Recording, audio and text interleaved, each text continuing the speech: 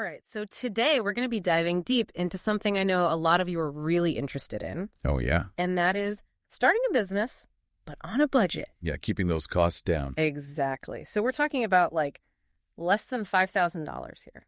Wow. I know, it's pretty lean. It's super lean, and we're going to be looking at this awesome guide called How to Start Your Business with Less Than $5,000. Catchy title.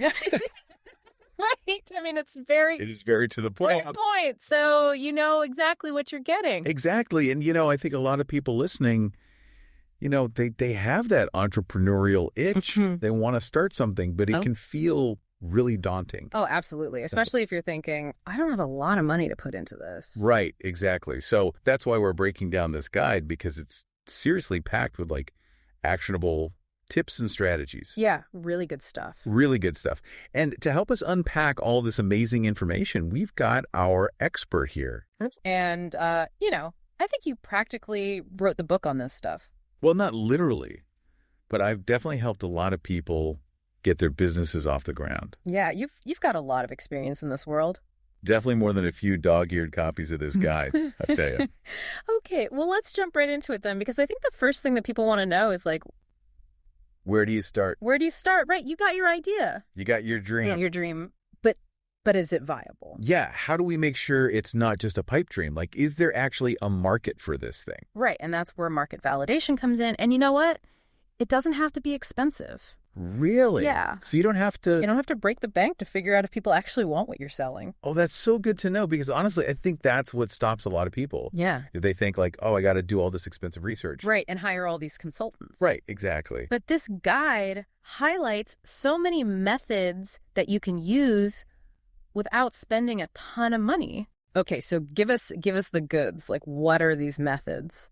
All right, so first up, we've got online surveys. Okay. So you can use tools like Google Forms or SurveyMonkey. Oh, yeah. Those are free. Exactly. They're free, and you can reach a ton of people. And you just ask them questions like, hey, would you buy this? Yeah, would you be interested in this? Yeah. What are your pain points? What are you struggling with? It's like having a focus group at your fingertips. Exactly. And way cheaper. Way cheaper. Okay, that's awesome. What else we got? All right, so then we have the landing page strategy. Landing page. Okay. I've heard of this, but explain it like I'm 5. Okay, so basically you create a simple website. Uh-huh. Using platforms like Wix or WordPress. Easy peasy. Totally. And you can even use Google Analytics to see if people are clicking and engaging with it. So it's like a little sneak peek of your business. Yeah, it's like your virtual storefront before you even have a brick and mortar. Love it, love it. Okay. What else? Let's not forget about social media. Oh, social media. Come on. Who isn't on social media these days? Right. It's a gold mine for market validation. Okay, so how do we use it for this? Engage with your target audience. See what they're talking about. Get a feel for their reactions. See if they're liking your posts, commenting, sharing. Exactly. You can even run polls or ask questions directly. Oh, that's a good idea. Yeah, just be like, hey, what do you think of this? Exactly. And you'll get real-time feedback. Ooh. Okay, so we got surveys, we got landing pages, we got social media. And if you want to go a little deeper, okay, you could do virtual focus groups. Okay. So you gather a small group of potential customers online, and you basically have a chat about your product or service. It's like a digital brainstorming session. Exactly. And you're getting those juicy insights without spending a fortune. Okay, I like it. So it's surveys, landing pages, social media focus groups. Okay, what's the last one? Last but not least, drum roll, please. The MVP. The MVP. Okay, I've heard this term thrown around. What does it actually mean? So MVP stands for minimum viable product. Okay. Think of it as your bare bones prototype. So it's like the basic version. Exactly. You're not trying to build the perfect product right away. You're just testing it out. Yeah, you're testing the waters with early adopters to get feedback. Oh, so you're getting feedback before you invest a ton of money. Exactly. It's all about learning and iterating. Okay, so we've got all these amazing methods for validating our idea, but let me ask you this. Yeah. What are some common mistakes people make when they're trying to do this? Oh, there are definitely some pitfalls to avoid. Okay. One of the biggest ones is feature creep. Feature creep, explain. So you start with a simple idea for your MVP. Yeah. But then you keep adding more and more features. Uh-huh. And it becomes bloated and complicated. And you lose focus. Exactly. And you end up spending way more time and money than you intended. Okay, so keep it simple. Keep it simple. Focus on the core value proposition. Got it. Another mistake. Another common mistake is neglecting user feedback. Oh, yeah. So you put your MVP out there, but then you don't actually listen to what people are saying. You just ignore it. You think you know better.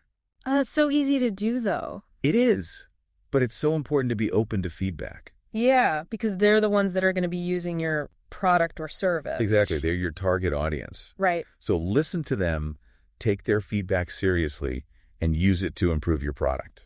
Okay, so we've validated our idea. We're feeling good. We're ready to take the next step. Right. What's next? What is next? Well, I guess we got to make it official, right? Like, how do we actually set up our business? That's right. We got to talk about business structure. Okay, the legal stuff. The legal stuff, but don't worry. Nobody likes this part. I know it can sound intimidating. Yeah. But it's actually really important. Okay, why is it so important? Well, choosing the right structure can protect your personal assets. Okay. It can also affect how you're taxed. So it's not just like a formality. It's not just a piece of paper. It actually has real-world implications. Exactly. Yeah. And luckily, it doesn't have to cost a fortune. Okay, well, break it down for us. All right. So this guide actually breaks down different options based on location. Oh, that's helpful. Yeah, because it can vary depending on where you are in the world. Okay, well, let's start with the U.S., shall we? All right. The U.S. What do we got? So in the U.S., one of the simplest options is a sole proprietorship. Okay, sole proprietorship. Yeah, it's basically you and the business are one entity. It's easy to set up. Easy. And the fees are usually under $100 depending on your state. Okay, so that's good for people who are just starting out. Absolutely. Okay, but is there a downside to a sole proprietorship? Well, one downside is that you're personally liable for any debts or lawsuits against your business. Oh, so your personal assets are at risk. Exactly. So if you're looking for more protection, Okay. you might want to consider an LLC. LLC, limited liability company. That's right. It provides more legal separation Okay. between your personal and business assets. So if something happens to the business, Your house is safe. then my house is safe. Yeah. Okay, good to know. But I'm guessing an LLC costs more. It does cost a bit more. Yeah. Usually between $40 and $500 depending on your... Okay, so you're paying for that extra protection. Exactly. Okay, so we got sole proprietorship, LLC. What about across the pond in the UK? All right. So in the UK, they have a similar option to a sole proprietorship called a sole trader. Sole trader. Yeah. And guess what? Yeah. There's no registration fee. Wow. It's completely free to start. Okay, that's amazing. So if you're in the UK and you're just testing the waters, Yeah. that's a great option. It's super easy to get started. Okay, but what if you want something a little more official, a little more structured? Then you can set up a limited company, A limited company. which is similar to an LLC. So it provides that limited liability. Exactly. Okay, how much does that cost? It's a bit more expensive than a sole trader, but still pretty reasonable. Okay. It's about £12 if you do it online. All right. Or £40 by post. Okay, so even if you don't like doing things online. You can still do it the old-fashioned way. Okay, so we got the UK. Let's hop over to Canada. Right, Canada, eh? Exactly. They also have sole proprietorships. Yep. And corporations, which are similar to LLCs. A sole proprietorship will cost you under CAD 100. Okay. And a corporation is a bit pricier, around CAD 200 plus any provincial fees. Okay, so it varies a bit depending on the province. Exactly. So always good to check the specific regulations. Okay, always good to check. Don't want to get caught out. Definitely not. Okay, so we've done the US, UK, Canada. Let's head down under to Australia. All right, Australia. Land of sunshine and surfing. Exactly. What are our options there? So in Australia, you can be a sole trader for free. Free. Free. You just need an ABN, which is an Australian business number. Okay, so it's like a tax ID number. Exactly. Okay, so that's awesome if you're just starting out. Super easy. Super easy. And what if you want something more formal? Then you can form a proprietary limited company. Okay. Proprietary limited company. Yeah, it's similar to an LLC. Limited liability and all that. Exactly, and it costs AUD $4.95. Okay, so a bit more expensive, but still relatively affordable. Yeah, not bad. Not bad at all. Okay, so as you can see, Yeah. the cost and complexity of setting up your business really depends on where you are in the world. So it's good to do your research. Absolutely. And if you're not sure, Talk to an expert. talk to a lawyer or an accountant. Exactly. They can help you make the best decision for your specific situation. Okay, so we've got our idea validated. We've got our legal ducks in a row. All right. What's next? Time to set up shop. Set up shop. Let's talk about that. All right. Are you ready to get to work? I am ready. Let's do it. All right. Let's do it. Okay, so for a lot of people, starting a business on a budget means one thing. Working from home. Working from home. Yeah. It's the ultimate cost cutter. It is. You don't have to pay rent for office space. You can work in your pajamas. Well, maybe not all the time. Maybe some days. Some days. But you got to be comfortable. Right. Got to have a good setup. But here's the thing. You can't just be lounging on the couch all day.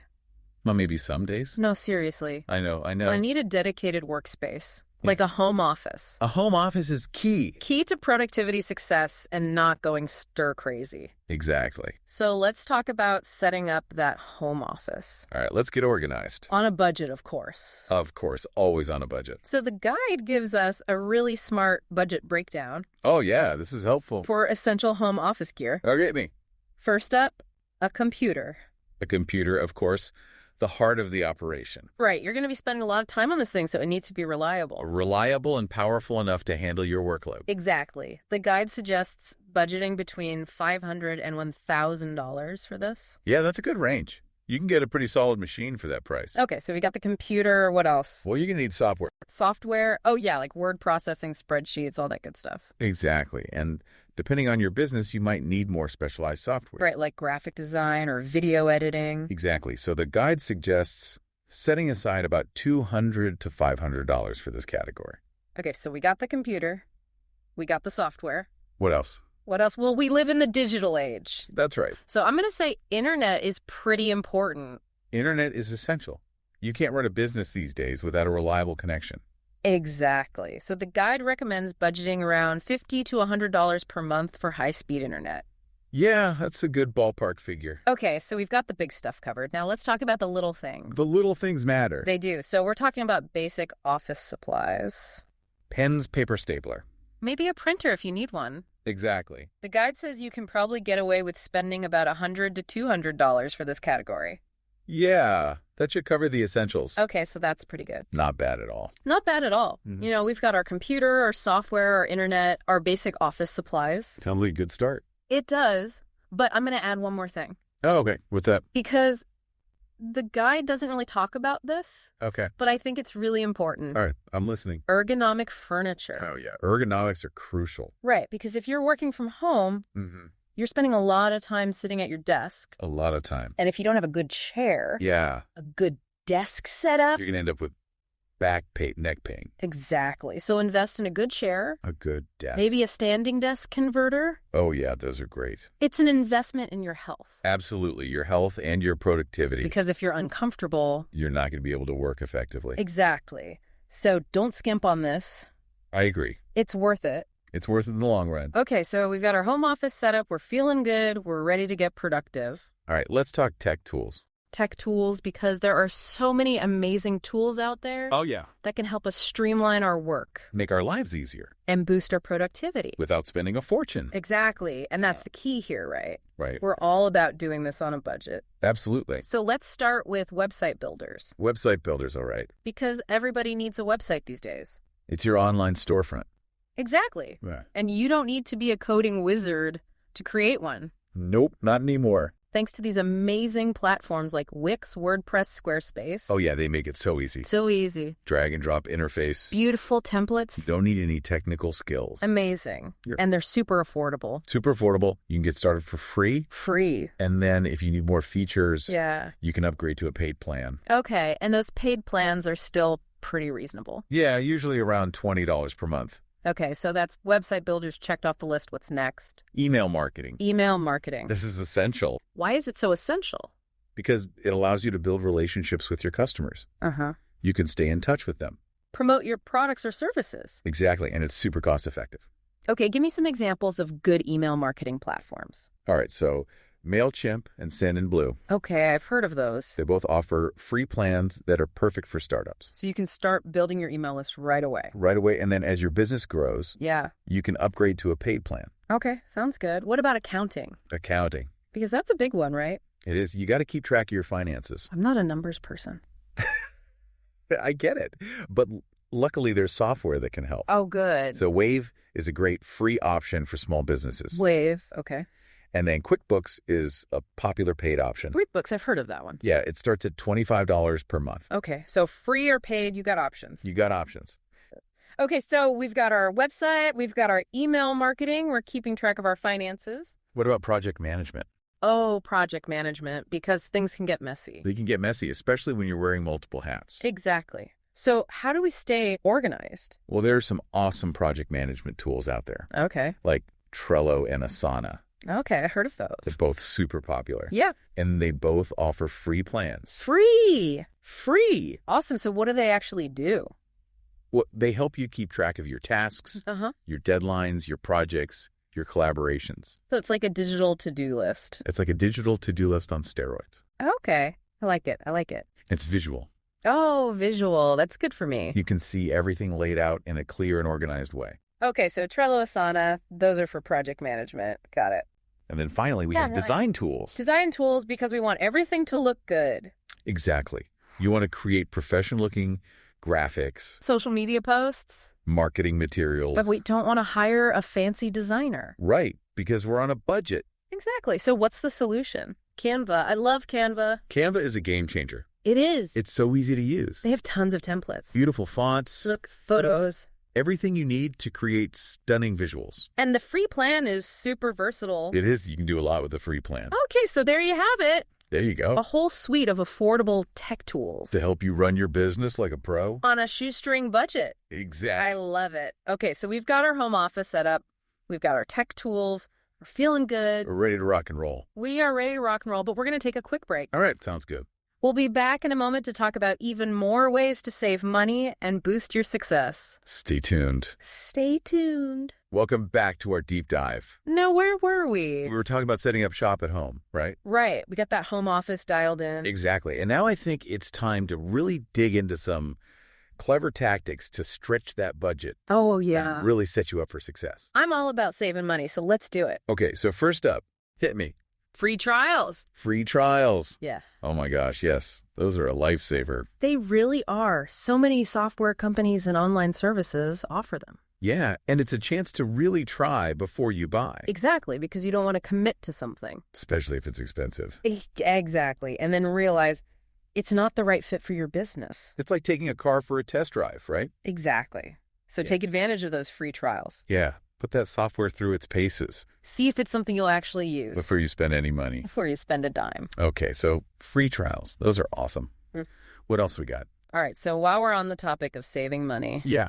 let's talk about bartering. Bartering. Wait, is this like the olden days where I trade, Yeah. my chickens for your milk? Well, maybe not chickens and milk, but you get the idea. Okay. It's all about trading your skills or services for something you need. So like a skills swap. Exactly. Like, let's say you're a graphic designer. Okay. You could offer to design a logo for a local bakery in exchange for a year's supply of bread. Oh, see, now you're speaking my language. Right. I love bread. It's a win-win. It's a win-win. You get something you need. Yeah. And you support another local business. And you build those relationships. Exactly. It's all about community. Community.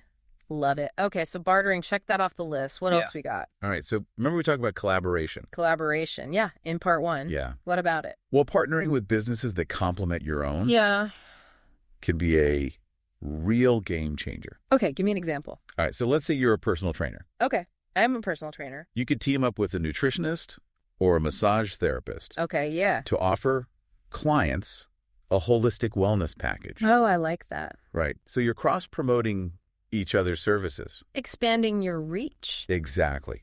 And you're not spending a fortune on advertising. It's like a built-in referral network. Exactly. Love it. Okay, so collaboration, check that off the list. What's next? All right, let's talk branding. Branding? Okay, so we're talking logos, colors, fonts. All of that. Mm. But it's so much more than just the visuals. Okay, well, what is it? It's the feeling you evoke in your customers. The feeling? Okay. It's your voice, Yeah. your personality, what makes you unique. So how do we create that magic on a budget? All right, well, it starts with knowing your audience, Okay. like really knowing them inside and out. So who are they? What do they need?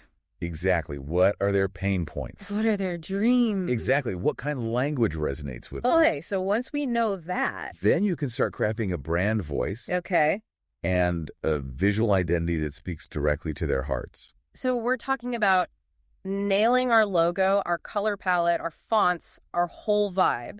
Exactly. And remember, consistency is key. Okay, consistency. So that means making sure your brand elements are consistent across all your marketing materials. so our website, our social media, our business cards. Everything, it shows professionalism and it builds trust. Got it. Okay, so branding check. What else? Content marketing. Content marketing. Oh, yeah, we talked about this in part 1. Yeah, remember creating valuable content. Right, to attract our target audience. Exactly. But how do we make our content stand out? That's the question, right? Because there's so much noise out there. Yeah, so much content. So my advice is focus on quality over quantity. Quality over quantity. Okay, I like that. So instead of just churning out a bunch of blog posts, really focus on creating content that's informative, engaging, relevant to our audience. Exactly. And don't be afraid to get creative with different formats. Oh, yeah, like what? Blog posts, videos, infographics, even podcasts. No, meta. Okay. So it's all about understanding what kind of content our audience enjoys. And then delivering it consistently. Consistently. Okay, so we're building that anticipation. Exactly. Okay, content marketing, check. What else we got? Building an email list. Email list. It's a must-have. Why is it so important? Because it lets you connect directly with your audience. Okay. You're not relying on social media algorithms. Right. You own that list. So we can send them emails about our products or services. Promotions, updates, anything you want. And how do we get people to sign up for our email list?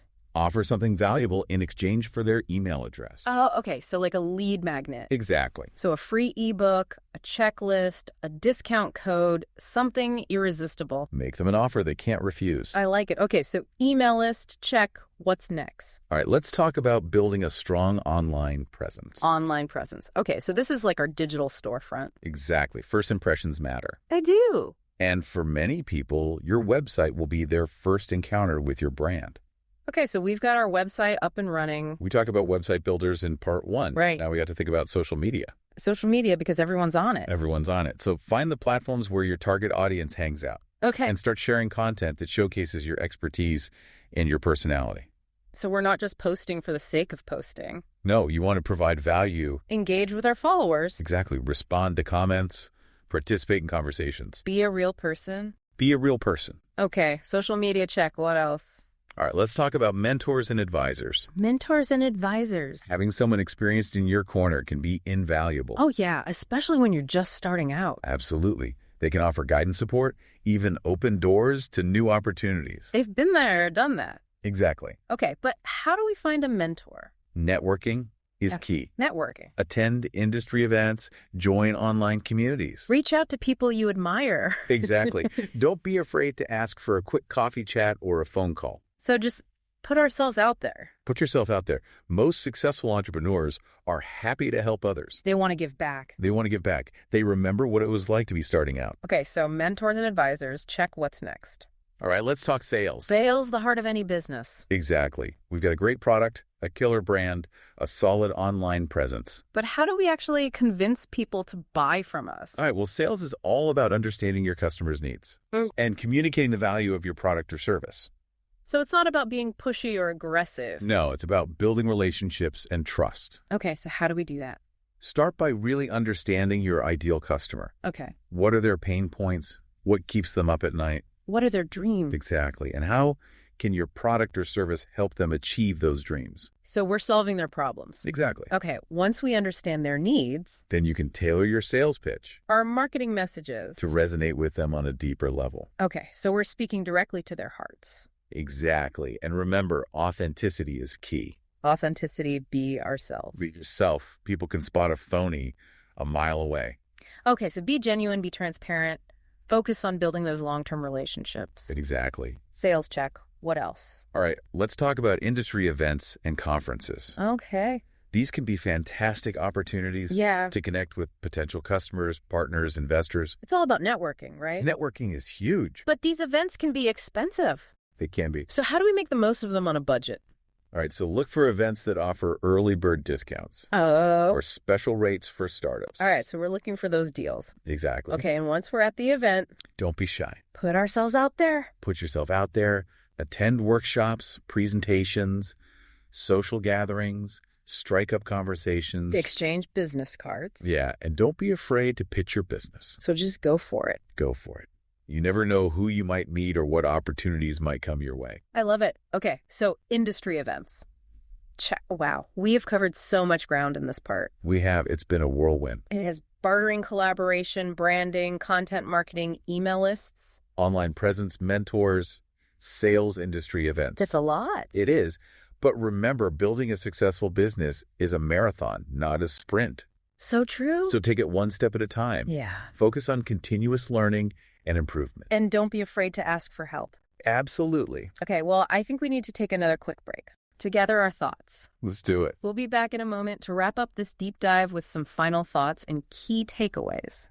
Stay tuned. All right, welcome back for the final part of our deep dive. I can't believe we're already here. I know it's flown by, but we've covered so much ground. We have. From validating our idea. Yeah, getting those legal ducks in a row. Remastering digital marketing. Building a brand that really pops. Exactly.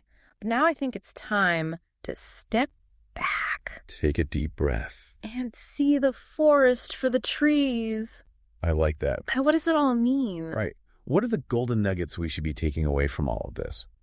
Well, I think the biggest takeaway is that starting a business on a shoestring budget, it's totally doable. It is. It's not about having, millions of dollars in the bank. No. It's about having a killer idea, a solid plan. And a whole lot of hustle. Hustle. Yeah. That's the key ingredient. Absolutely. Remember that statistic we talked about? Oh, yeah. 8 out of 10 businesses fail. Within the first 18 months. But the ones that succeed, Yeah. they often share those key traits. Resourcefulness, creativity, a relentless drive. It's all about that mindset. It really is. And I think this guide has been like a treasure map. Oh, I like that analogy. Pointing us toward those essential steps for success. Yeah, those little breadcrumbs. Exactly. Leading us to the pot of gold.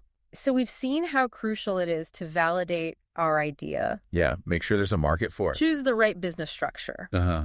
Tap into those free and low-cost resources. Absolutely. There are so many out there. We've explored the power of digital marketing. Yeah. The art of crafting a compelling brand. And the magic that happens when you collaborate. Connect with other people. Yeah. Your community. And let's not forget about managing those pennies. Oh, yeah. Financial savvy is essential. Even if you're starting small. Absolutely. Every dollar counts. It does. Got to make those dollars stretch. So we've talked about budgeting, tracking expenses, planning for the unexpected. Yeah, being prepared for those rainy days. But beyond those specific tips and strategies, I think there are some bigger themes that have emerged. Oh, definitely. What are you thinking? Well, I think one of the most important themes is continuous learning. Continuous learning. Because the business world is constantly evolving. Yeah. Oh, yeah. What works today might be outdated tomorrow. Exactly. So we got to stay ahead of the curve. Absolutely. Never stop learning. Never stop growing. So read everything you can get your hands on. Yeah. Attend workshops. Listen to podcasts. Network with other entrepreneurs. Soak up that knowledge like a sponge. Be a sponge. And speaking of adapting, that's another key theme. Flexibility. Because things rarely go exactly according to plan. That's the truth. And that's okay. Yeah. The ability to pivot. Yeah. To adjust your course when you need to. Is crucial for navigating those inevitable bumps in the road. You got to be able to roll with the punches. Embrace those challenges. Yeah. As opportunities for growth. Absolutely. Be open to feedback. Experiment with different approaches. Don't be afraid to try new things. And don't be afraid to change direction if something's not working. Exactly.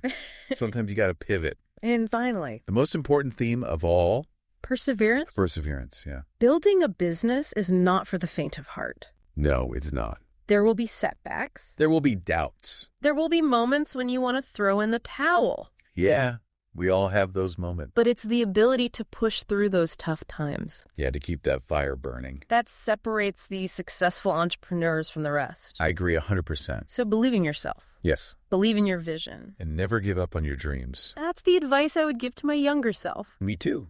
And it's the advice I would give to anyone starting out on this journey. It's a journey full of ups and downs. It is. But it's so rewarding. It is. If you're willing to put in the work. So starting a business, it's about so much more than just making money. It's about creating something you're passionate about. Making a difference in the world. And ultimately becoming the best version of yourself.